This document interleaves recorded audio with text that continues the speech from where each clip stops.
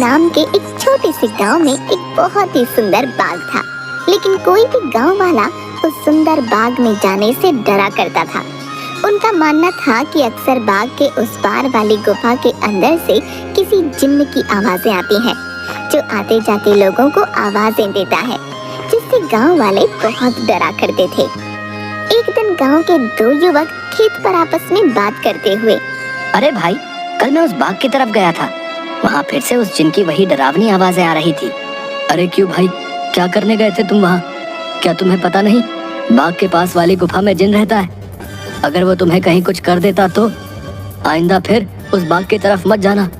तभी वो वहाँ से बात करते हुए खेत से चले जाते हैं।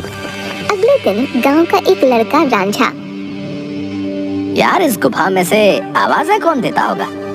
मुझे इसके पीछे जरूर कोई राज नजर आता है। रांझा भैया जो भी हो, लेकिन गलती से भी उस गुफा के अंदर मत जाना। लेकिन इस गुफा का रहस्य तो मैं जान कर रहूंगा। सब गांव वाले डर के साए में आखिर कब तक रहेंगे? उसके बाद शाम हो गई और रांझा और उसका दोस्त अपने अपने घर चले गए। अगले दिन सुबह सारे गांव में सन्नाटा था और रांझा के घर के बाहर उसकी लाश रखी हुई थी। सब रो रहे थे। शाम को बस ये बोल के घर से निकला था कि आज एक रहस्य से पर्दा उठाने जा रहा हूँ। मेरे रांझा की बहादुरी उसे ले डूबी। हाय मेरा बच्चा। हो ना हो, ये उस गुफा वाले जिन ने ही किया है। हाँ, उसी गांव में धन्नू नाम का व्यक्ति रहता था, जो एक व्यापारी था। उसकी दो बेटियां थीं, रीमा और सीमा। उन दोनों को रंग बिरंगे फूलों का बहुत शौक था।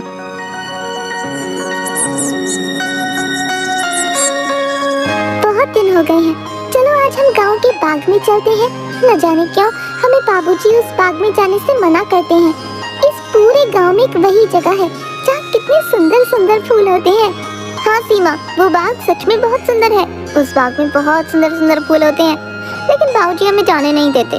वो कहते हैं गांव के बाग के उस पार एक गुफा है जो बहुत ही भयानक है, हमारा जाना वहाँ सही नहीं होगा। लेकिन गांव की रांझा भाई की मौत के बाद तो गुफा और ज्यादा डरावनी लगने लगी है। अरे रीमा, ये सब झूठी बातें हैं, मुझे नहीं लगता वहाँ ऐसा कुछ है। और वैसे भी गांव वालों ने उस जिन्न को देखा नहीं, बस उसकी आवाज ही सुनी है। अगर सच में वहाँ कोई जिन्न होता तो क्या गांव वालों के सामने नहीं आता? हाँ, बोल तो सही रही हो सीमा, मुझे भी लगता है कि वहाँ कुछ नहीं है। चलो ठीक है, हम दोनों कल ही बाग में जाएंगे और हो सके तो क्या पता रांझा भाई की मौत का राज भी पता चल जाए। हाँ, कुछ नहीं है, वहाँ हम दोनों सुबह चलेंगे, तब तुम खुद ही देख लेना। लेकिन बाबूजी हमें नहीं जाने देंगे सीमा। कल बाबूजी सुबह किसी काम से शहर जाएंगे, उनके जाते ही हम दोनों बाग में जाएंगे। रीमा अपना सिर हिलाती हुई ठीक है। इसके बाद दोनों बहनें अपने कमरे में जाकर सो जाती हैं। अगली सुबह, देखो मेरी प्यारी बेटियों, मैं किसी काम से शहर जा रहा हूँ। तुम दोनों अपना ख्याल रखना और उस बाग में फूल तोड़ने मत जाना। वो जगह अच्छी नहीं है, कोई भी गांव वाला वहाँ नहीं जाता। पता है ना, रांझा भी वहीं जाने से मारा गया था। हम दोनों बहनें उस बाग में नहीं जाएंगी। इसके बाद धन्नू वहाँ से चला जाता है। उसके जाते ही दोनों बहनें उस बाग की तरफ जाने लगती हैं कि तभी एक गांव का आदमी उन्हें देख लेता है। अरे सीमा और रीमा बेटिया, तुम इस बाग की तरफ कहाँ जा रही हो? क्या तुम्हें नहीं पता कि बाग की उस तरफ एक गुफा है जो बहुत ही डरावनी है? वहाँ से अक्सर किसी जिन की आवाज आती है। अरे काका, हम दोनों बस बाग में ही जा रहे हैं, वहाँ से कुछ फूल लेकर बस अभी आ जाएंगे। आप चिंता मत कीजिए, हम बाग के उस तरफ वाली गुफा में नहीं जाएंगे। चलो ठीक है बेटिया, लेकिन तुम दोनों शाम होने से पहले आ जाना। अच्छा, अब मैं चलता हूँ। इसके बाद वो आदमी वहाँ से चला जाता है। थोड़ी दूर चलने पर सीमा और रीमा देखती हैं कि दो चोर आपस में बातें कर रहे होते हैं। अरे भाई, हम ये सही कर रहे हैं क्या? गांव वाले तो कहते हैं उस गुफा में एक जिन रहता है जो लोगों को आवाजें देता है। मुझे नहीं लगता है ऐसा कुछ है। वो गुफा गांव के सरपंच की है। मुझे तो लगता है उसमें बहुत सारा खजाना होगा। सब गांव वालों को डराने का बहाना है। बस चलो, चलकर आज देख ही डालते हैं। इसके बाद वो दोनों गुफा की ओर जाने लगते हैं। उन्हें गुफा की ओर जाता देख रीमा और सीमा भी उनके पीछे जाने लगती हैं कि तभी वो देखती हैं कि वो दोनों चोर गुफा के अंदर जाने ही वाले होते हैं कि वहाँ एक औरत आती है जो देखने में काफी भयानक होती है और उसके हाथ में एक टोकरी होती है जिसमें बहुत सारे रंग बिरंगे फल होते हैं। तभी वो औरत उन दो चोरों से कहती है, कहाँ जा रहे हो तुम दोनों? क्या तुम्हें पता नहीं इस गुफा में एक जिन्न रहता है?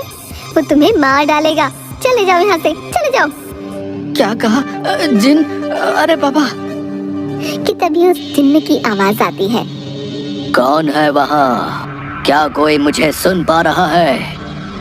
अंदर आओ, निकालो मुझे यहाँ से। जिन्न की ऐसी डरावनी आवाज सुनकर वो दोनों डर जाते हैं। अरे भैया भागो, इस गुफा के अंदर तो सच में कोई जिन है, भागो यहाँ से।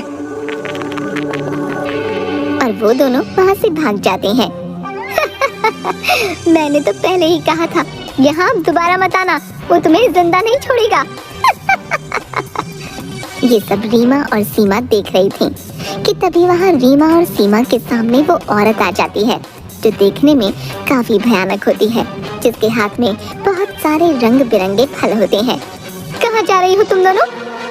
सीमा और रीमा डरते हुए, हम तो बस ऐसे ही बाग घूमने आए थे काकी, लेकिन आप यहाँ क्या कर रही हैं? मैं तो यहीं रहती हूँ, यही बाग मेरा घर है। तुम दोनों यहाँ से जल्दी चली जाओ, वरना वो जिन तुम्हें छोड़ेगा नहीं। जाओ यहाँ से। क्या सच में बाग के उस पार वाली गुफा में कोई जिन्न है काकी? हाँ, और वो बहुत खतरनाक है। तुम दोनों यहाँ से जल्दी चली जाओ। इसके बाद वो औरत वहाँ से चली जाती है। मुझे बहुत डर लग रहा है, अब मैं इसके आगे नहीं जाऊंगी। मुझे लगता है वो औरत सच बोल रही है, वो जिन्न हमें मार डालेगा। मैं नहीं जाऊंगी उस गुफा में। ठीक है, तो मेरा यही इंतजार करना। मैं सच जानना चाहती हूँ, क्या वाकई वो आवाज जिन्न की है या नहीं? इसलिए मैं तो गुफा के अंदर जा रही हूँ। तुम यहाँ से कहीं मत जाना, मैं जल्दी आ जाऊंगी। इसके बाद रीमा अकेले ही आगे चलती है।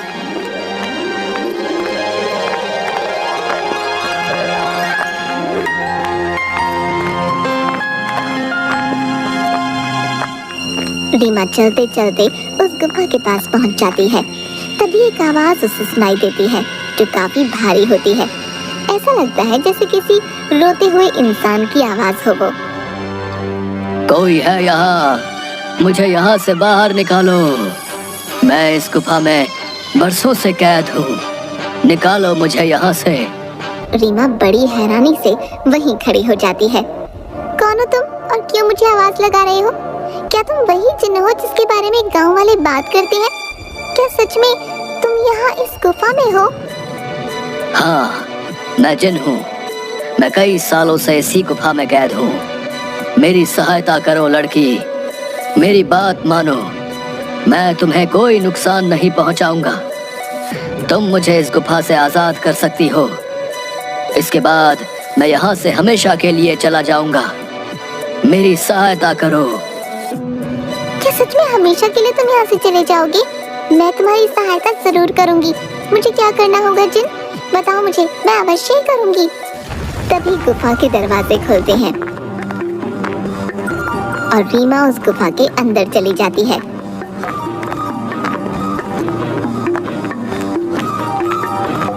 जैसे ही वो अंदर जाती है, एक बहुत बड़ी अजीब से जानवर की परछाई उसे नजर आती है जो देखने में बहुत ही डरावनी होती है। आओ लड़की, तुम्हारा जिन की इस गुफा में स्वागत है। मैं कई सालों से गुफा के बाहर आते जाते लोगों को आवाजें लगाता हूँ। सब गांव वाले डर कर भाग जाते हैं। कोई भी गांव वाला इस गुफा में आने की हिम्मत नहीं कर पाता। लेकिन तुम बहुत ही बहादुर लड़की हो जो इस गुफा में अकेली चली आई हो। क्या तुम जिन्न हो? लेकिन तुम मुझे दिखाई क्यों नहीं दे रहे हो? क्या तुम किसी को दिखाई नहीं दे सकते हो?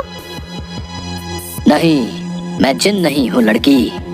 मैं उस जिन की परछाई हूँ। वो जिन तो इस गुफा के कैद खाने में बरसों से कैद है। वो बाहर नहीं आ सकता है। मैं उसकी परछाई हूँ। परछाई? तुम मुझे ये बताओ कि वो जिन इस गुफा में कैद क्यों है? क्या जिन्न के इस गुफा में रिहा होने का कोई मार्ग नहीं है?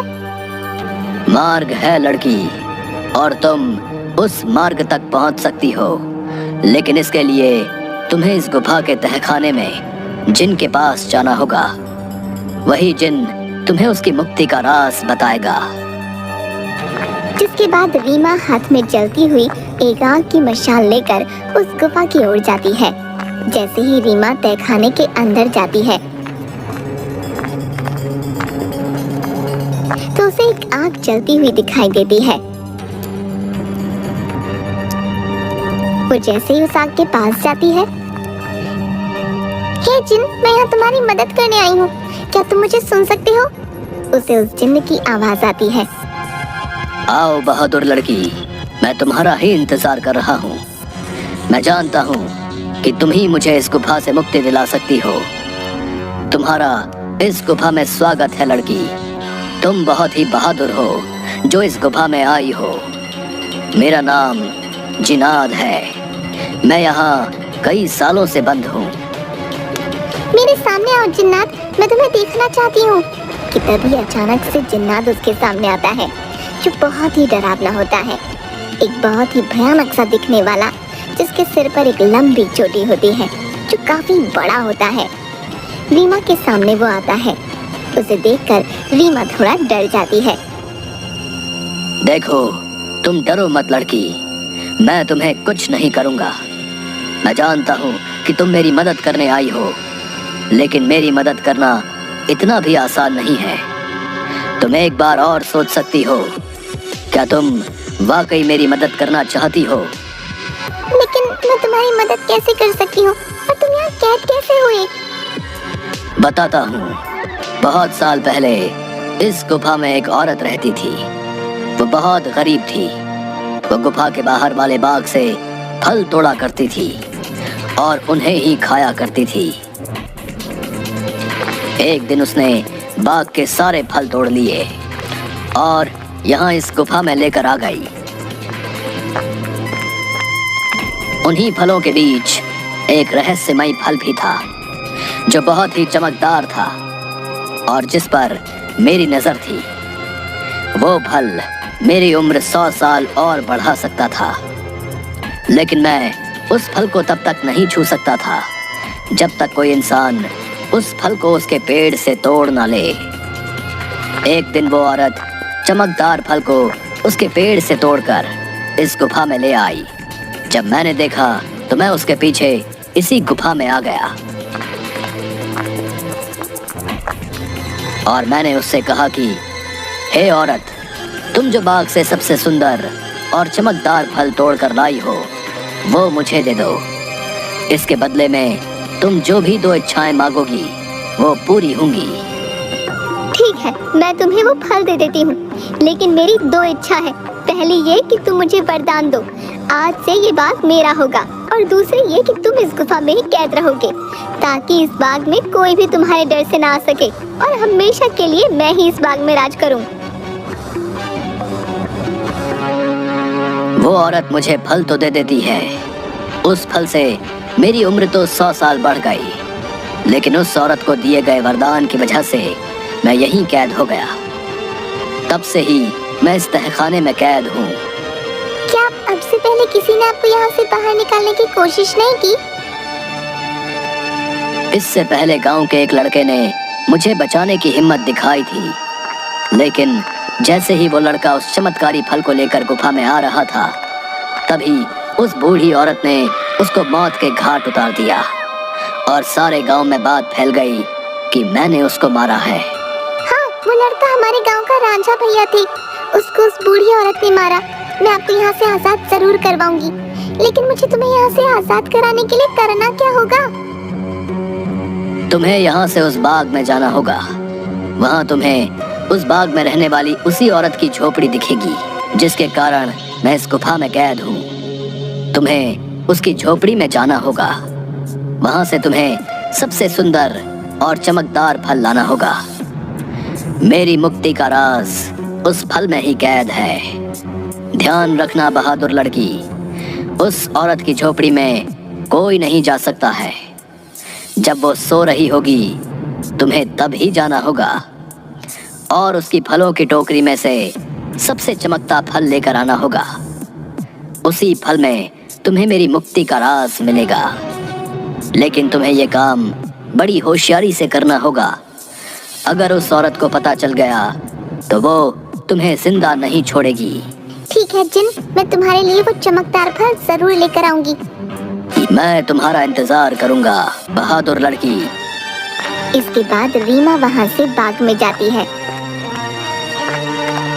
और उस औरत की झोपड़ी की ओर बढ़ने लगती है। रीमा देखती है कि उस औरत की झोपड़ी में कोई नहीं है।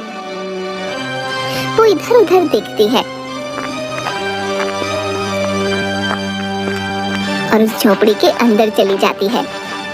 रीमा अंदर जाकर देखती है कि बहुत सारे फल उस औरत की झोपड़ी में रखे हैं। अरे ये तो कितने सारे फल हैं, लेकिन इन सब में कोई भी फल बहुत ज्यादा नहीं चमक रहा। तभी अचानक रीमा देखती है कि वही औरत अपनी झोपड़ी की तरफ आ रही है। ये देखते ही रीमा दरवाजे के पीछे छुप जाती है। वो औरत अपनी झोपड़ी में आती है और उसके हाथ में एक टोकरी होती है जिसमें बहुत सारे फल रखे होते हैं। वो अपनी टोकरी एक टेबल पर रख देती है और पास ही पड़ी चारपाई पर सो जाती है। ये देख थोड़ी देर बाद रीमा बाहर आती है और उन फलों की टोकरी में से सबसे चमकता फल देखती है। लगता है यही वो चमकदार फल है जिसके बारे में वो जिन बात कर रहा था। रुको लड़की, तुम मेरा ही जादुई फल लेकर कहाँ जा रही हो? मुझे मेरा फल वापस करो, वरना मैं तुम्हें यहाँ से नहीं जाने दूंगी। रीमा ये सुनकर डर जाती है। मुझे ये फल ले जाने दो काकी। मैं इस फल को उस जिन्न को देकर उसे उस गुफा से आजाद कराना चाहती हूँ, ताकि सारे गांव वाले बिना डरे यहाँ सकें। मुझे इस फल को लेकर जाने दो काकी। क्या कहा लड़की? तुम मेरी कई सालों की मेहनत पर पानी फेर देना चाहती हो? उस जिन्न के रिहा होते ही ये सब गांव वाले मुझे इस बाग से निकाल देंगे। नहीं नहीं, मैं ऐसा नहीं होने दूंगी। मुझे ये चमकदार फल वापस करो। ये सुनकर रीमा वहाँ से उस फल को लेकर भागने लगती है और वो औरत भी उसके पीछे ही भागने लगती है।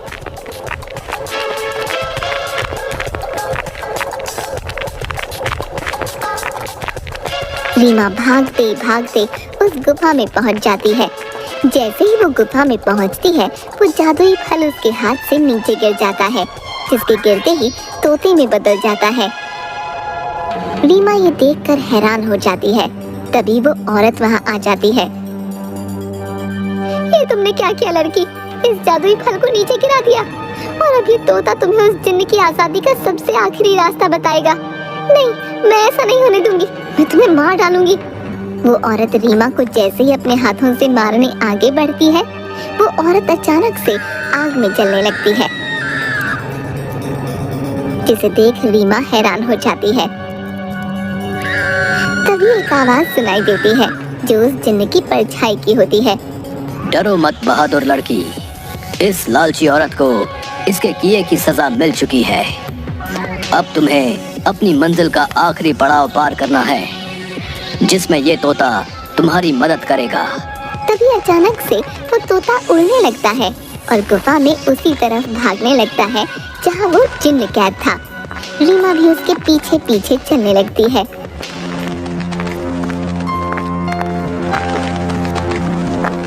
वो तोता एक छोटी सी खिड़की के पास जा बैठता है जो काफी चमक रही थी। तभी तोते की आवाज आती है।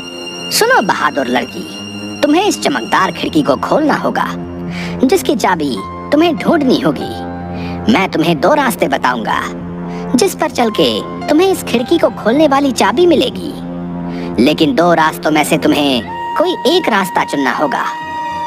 पहला रास्ता एक गुलाब के फूल की तरफ जाता है, जो बाग की तरफ है। दूसरा रास्ता एक अंधेरे की तरफ है, जो इसी गुफा में उस तहखाने की तरफ जाता है जहाँ वो जिन कैद है। जाओ और अपना रास्ता चुन लो। रीमा काफी देर सोचने के बाद मैं गुफा वाला रास्ता ही चुनूंगी जो अंधेरे की तरफ जाता हो। जिसके बाद रीमा गुफा की ओर चलने लगती है कि तभी रीमा को एक सिक्का दिखाई देता है। अरे ये इतना चमकता हुआ सिक्का यहाँ कैसे आया और ये सिक्का इतना चमक क्यों रहा है? रीमा जैसे ही वो सिक्का हाथ में उठाती है, पूरी गुफा में रोशनी हो जाती है। अरे ये तो पूरी गुफा में रोशनी हो गई। तभी वो सिक्का अचानक उड़ने लगा। अरे ये सिक्का उड़ क्यों रहा है? रीमा उस सिक्के के पीछे पीछे चलने लगती है। थोड़ी दूर चलने पर रीमा देखती है कि 4 चाबियां अलग अलग रंग की थीं, जो हवा में उड़ रही थीं। अरे ये तो वही चाबियां हैं जिसके बारे में वो तोता बता रहा था। लेकिन अब इनमें से सही चाबी कौन सी होगी, ये कैसे पता चले? तभी रीमा को एक आवाज आई जो उस जिन्न की परछाई की थी। बहादुर लड़की, तुम्हें इनमें से एक चाबी उठानी है। याद रखना, तुम्हें एक सही चाबी उठानी है, लेकिन याद रहे तुम्हें बड़ी होशियारी से ही एक चाबी उठानी होगी। अगर तुमने गलती से गलत चाबी चुन ली तो ये चारों चाबियां गायब हो जाएंगी और तुम कभी भी जिनको आजाद नहीं कर पाओगी।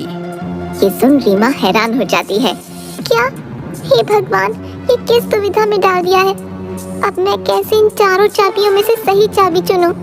काफी देर सोचने के बाद रीमा देखती है कि चारों चाबियों में से एक चाबी बहुत बड़ी थी, जो लाल रंग की थी, और जिस चमकदार फल के गिरने से वो तोता बना था वो भी लाल ही रंग का था।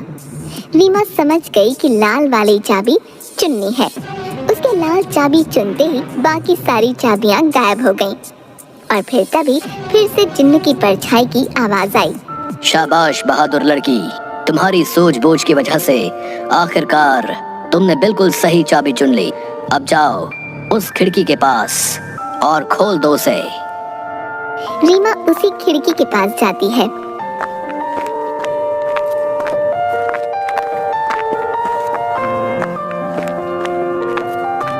और देखती है कि अभी भी वो तोता उस खिड़की के पास ही बैठा था।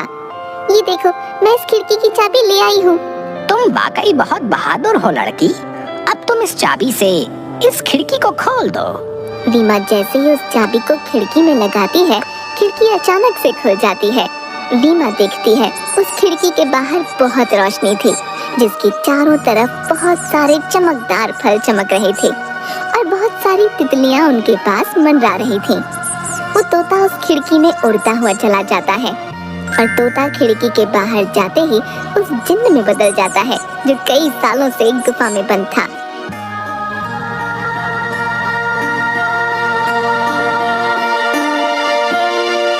तुम्हारा बहुत बहुत धन्यवाद लड़की, तुमने मुझे इस गुफा से आजाद कर दिया।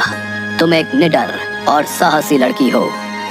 तुम जो भी मांगोगी मैं वो तुम्हें दूंगा। बोलो, क्या इच्छा है तुम्हारी? क्या सच में अब तुम आजाद हो गए हो? अब तुम इस गुफा में नहीं हो। अब सब गांव वाले यहाँ आ सकेंगे। मैं और मेरी बहन भी अब बाग में आ सकेंगे कभी भी। हाँ बहादुर लड़की, अब किसी को भी डरने की कोई जरूरत नहीं है। अब मैं इस गुफा से बाहर आ गया हूँ अपनी दुनिया में। अब मैं किसी को आवाजें नहीं दूंगा। तुम जब चाहो यहाँ आ सकती हो। तुम्हारी ही वजह से मैं आजाद हो पाया हूँ। तुम मुझसे जो भी मांगोगी मैं तुम्हें वही दूंगा। बोलो, क्या इच्छा है तुम्हारी? जिन, मैं कुछ नहीं मांगना चाहती हूँ, लेकिन अगर तुम सच में मेरी इच्छा पूरी करना चाहते हो तो गुफा के सामने वाले बाग से मुझे बहुत प्यार है। इसमें रंग बिरंगे फूल मुझे बहुत पसंद है। मैं चाहती हूँ कि ये बाग हमेशा ऐसे ही खिलखिलाता रहे, इसके फूल कभी न मुरझाएं। ठीक है बहादुर लड़की, तुम्हारी ये इच्छा जरूर पूरी करूंगा।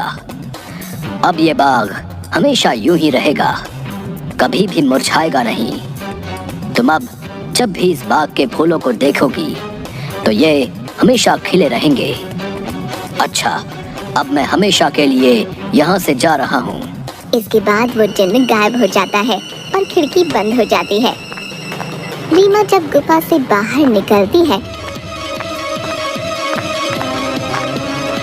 तो सब गांव वाले धन्नू और सीमा बाहर खड़े होते हैं। अरे मेरी बिटिया, आ गई तू वापस? उस जिन ने तुझे कुछ किया तो नहीं? आखिर क्यों गई थी तू उस गुफा के अंदर? अगर वो जिन तुझे मार डालता तो क्या करता मैं? दीदी, तुम ठीक तो हो ना? क्या सच में तुम्हें उस जिन्न ने कुछ नहीं किया? बाबूजी, मैं बिल्कुल ठीक हूँ। अब अंदर कोई जिन्न नहीं है। इस गुफा के अंदर जो जिन्न था अब वो हमेशा के लिए इस गुफा से चला गया है। अब आप सभी को डरने की कोई जरूरत नहीं है, अब कोई भी यहाँ आ सकता है। अरे क्या बोल रही हो रीमा बिटिया? आखिर कहाँ गया वो जिन जो आते जाते लोगों को आवाजें दिया करता था? रीमा गांव वालों को सारी बात बताती है।